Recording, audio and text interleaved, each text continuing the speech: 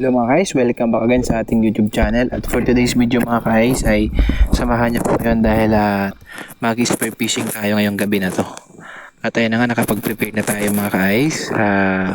Lulusong tayo ngayon, medyo low tide kaya medyo inagahan na rin natin. Time check, it's already 7:20 PM mga guys, no? At ayan, medyo pahibas pa yung dagat. Let's go mga guys, tara lusong na tayo. So hopefully marami tayong mahuli ngayong gabi. Tsaka low tide naman ngayon mga guys. Sana makahuli mo lang tayo kahit pang ulam lang.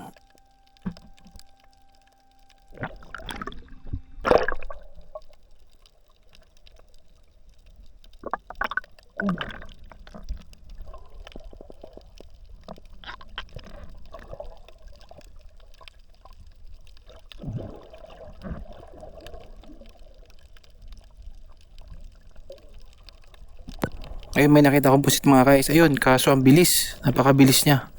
Ayun, hindi ko na naabutan. Biglang nawala.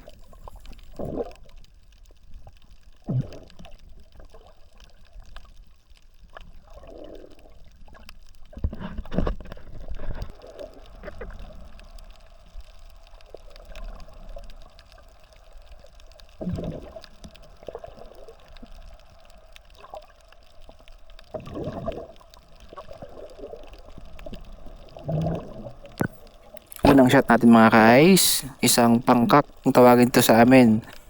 So gitik mga guys, gitik kaso natanggal sa pagkapana. At ayun, dumiretso pa dun sa pinakadulo kaya hindi, halos di ko na maabot. Ayun mga guys, so tinamaan talaga siya, na tinamaan sa ulo kaya patay. At ayun, napakalakas ng agos papunta dun sa loob kaya hindi ko na nakuha.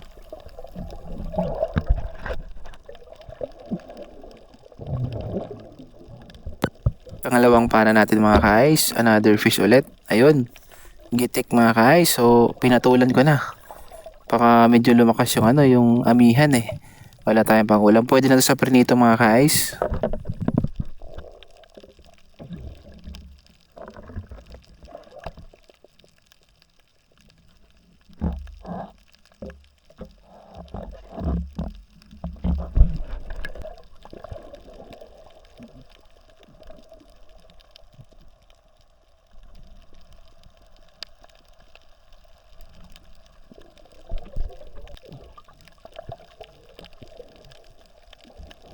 Ay, may nakita yung danggit mga guys. Ayun, gitik. Danggit, maganda to mga guys sa bulad, bubuladin natin. Masarap ang nito, ang pinirito nito.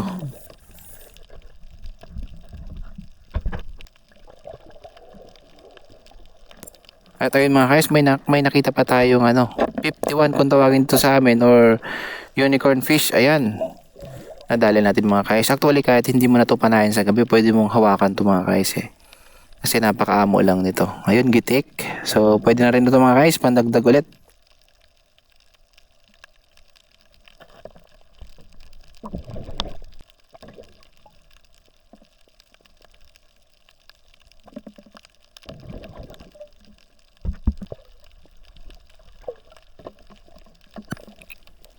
Another shot ulit mga guys. Ayun, may nakuha tayo ulit.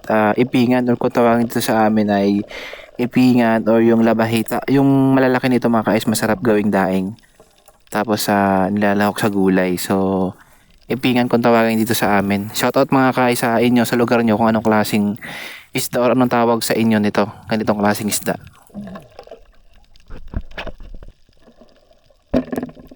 Another shot ulit tayo mga guys. May napana ulit tayo na kaliwagon kung tawagin dito sa amin, or yung tilapyang dagat kung tawagin mga guys. Mataba to mga guys, so masarap to pinirito, or yung paksiw sa kamyas. Ayan, the best yan mga guys, pandagdag ulit.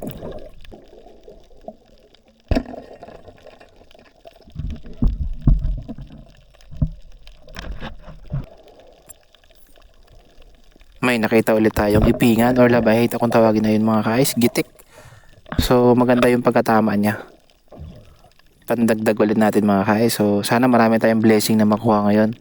Ito mga ganitong klaseng isda mga guys, talagang nasa loob ng butas. Kaya kung hindi ka maninilip ng butas, halos wala ka talaga makikita. So mataba itong ganitong klaseng isda mga guys. Eh, may nakita akong lapu-lapu mga guys. Kaso the place kong tinamaan. Ayun, nakawala mga guys. Sayang. Silipin natin baka bumago ang pesto. Baka nagbago lang ng pesto. Ayun. Gitik mga guys. Nakita pa rin natin. Isang lapu-lapu first class. Ayun, nakapana na rin tayo mga guys ng first class. Shoutout sa lugar nyo mga guys kung anong klaseng lapu-lapu kung tawagin dito sa inyo dyan sa lugar nyo.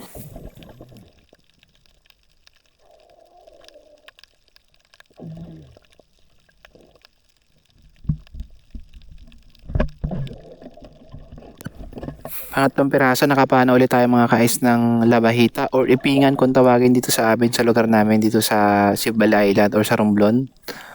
Ayun, mataba ito mga kais, medyo malaki. Marami ito mga kais yung sa mga malalaking butas. Kung makikita nyo, ando lang sila kapag iilawan yung butas, makikita nyo yan sila nandyan. So, wala to sa sa gabi yung gumagalang isda, kundi itong ganitong klaseng isda ay nasa loob ng butas. At ayan mga guys, may nadaanan tayong taklobo. Ayan, yan o taklobo yun mga guys.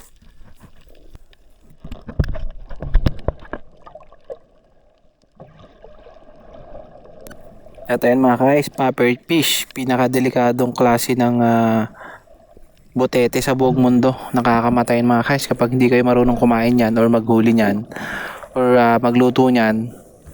Talagang napakadelikado yan mga guys.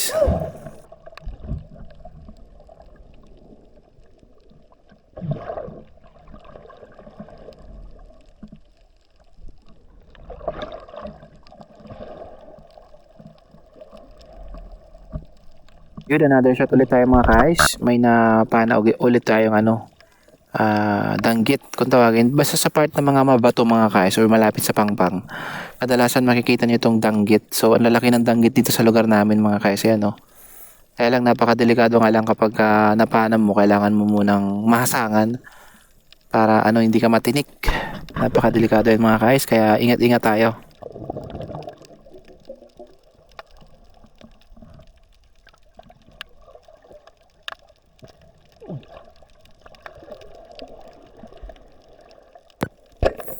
Eh mga guys, may nakita ulit akong kaliwagon kaya dinouble shot ko. Ayun, pwede na rin naman pala tayo mag double shot mga guys. Basta hindi ganun ka lalaki yung napana natin. Pwede tayo mag double shot o tublehin natin yung pagpana.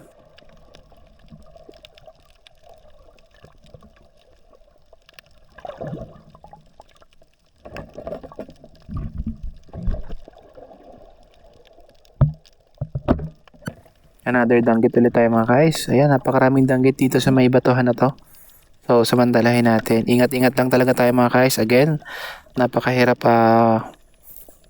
pumana nito kasi pag nadali ka sa paan nito mga guys, sigurado mga ilang oras ka na talagang masakit kung makatinik ang danggit.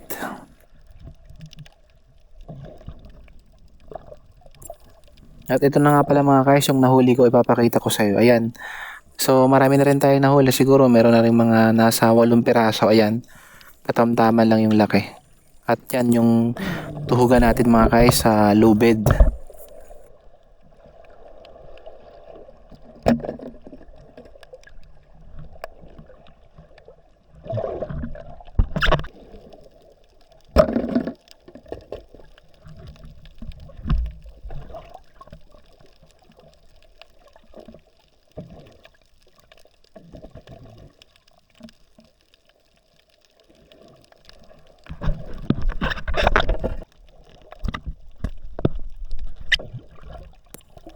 Popper fish. At yan, may nag-high na popper fish mga guys. Katamtaman sana yung laki kaso mahirap naman manghuli nito kasi pagka pinana mo, lumulobo siya ng todo kaya napakahirap tuhugin. Sayang hindi tayo nakapagdala ng sikpaw mga guys. Kung meron sana tayong dalang sikpaw, mas mabilis natin itong mahuhuli at hindi tayo mas mahihirapan.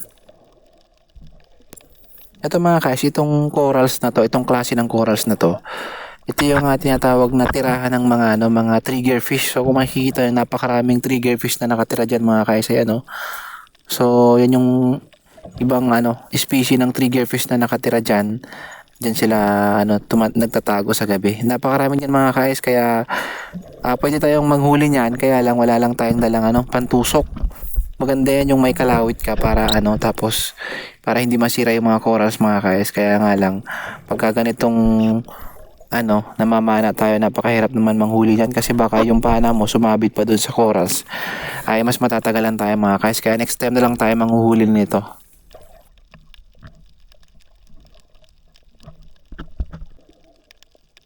Another shot ulit tayo mga guys. May nakita tayong red snapper. Ayan, katamtaman na rin ang laki. Pwede na mga guys, no? Ayan, masarap to prinito ulit mga guys or dadaingin natin. Red snapper or kung tawagin dito sa amin mga guys ay bangayaw. Dito sa lugar namin kung tawagin dito ay bangayaw sa Bisaya sa amin. Ayun mga guys, so nakakita ulit tayo ng corals na parang ano, ganyang klase. Yung kulay brown na yan na parang tenga ng ano, elepante. Ayan yung tirahan mga guys sa mga triggerfish. Kung makikita nyo, ayan, napakarami sila oh. Nagsisiksikan sila dyan. Dyan sila nakatira kasi nga talagang protected sila pag dyan sila nakasuksok mga guys, lalo na sa gabi. Ayun, may nakita tayong goldfish or kung tawagin dito sa amin ay burbur. Isang shot natin mga guys. Ayun, gitik. Kaya naman ang laki mga guys. So, sarap na pang ano, daing. Or ano natin, paksiw mga guys. Ayan. So, usually kadalasan nakikita itong mga guys sa mga mabuhangin. Tapos yung sa may Bermuda grass. Ayan, Bermuda grass sa ano, sa tabi nga buhanginan mga guys. Ayan, dyan sila nanginginain. Ayun, meron ulit tayo nakitang pufferfish mga guys. Ayan, ang lalaki.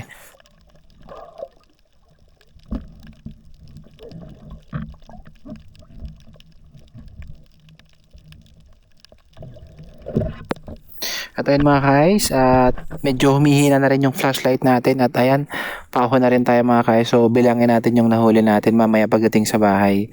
At I think siguro may nahuli rin tayo na ano, mahigit 1 kilo na rin mga guys. No? So pwede rin pang ulam, tapos yung iba dadaingin natin. So maraming salamat pa rin sa blessing na nahuli natin ngayong gabi mga guys. At syempre sa napakagandang panahon. So ayun mga guys, maraming salamat sa panonood ng aking channel mga guys. Then huwag niyong kalimutang i-like, share, subscribe kung hindi pa kayo naka-connect or nakasama sa ating community mga guys. Maraming salamat.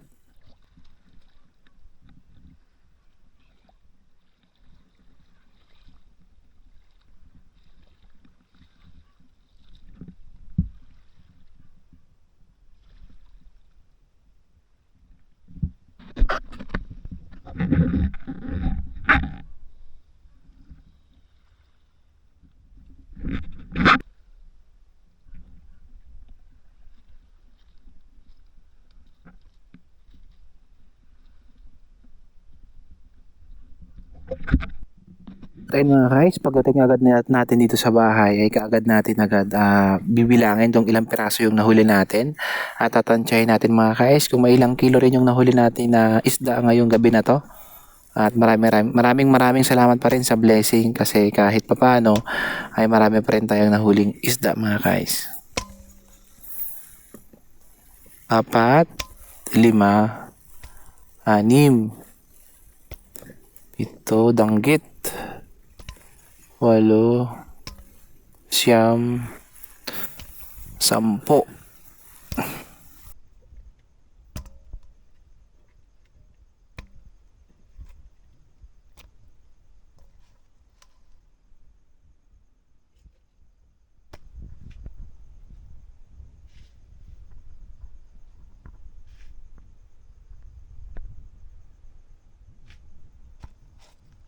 Okay mga guys, mahigit 1 kilo rin naman ang nahuli natin. Thank you pa rin sa blessing mga guys. And syempre mga guys, kita-kits ulit tayo sa next vlog natin.